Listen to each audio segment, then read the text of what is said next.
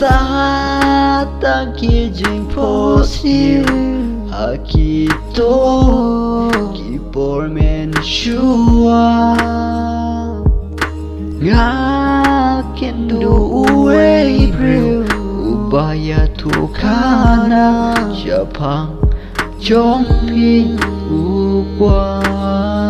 Uya tu ya pi Bau ong Itenat ya pi Nakataka daw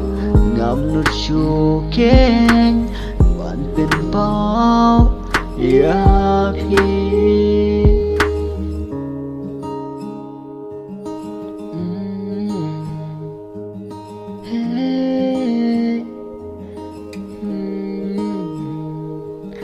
Haba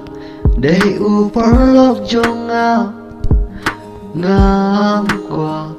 Keng pangapen mong Nga syuong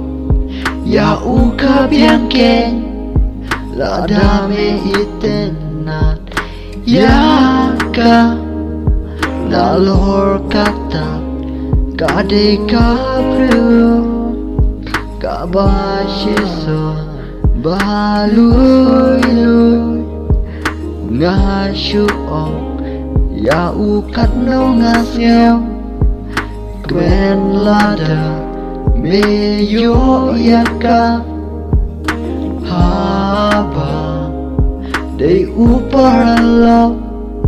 Ba e jonga Ngam nang le e syu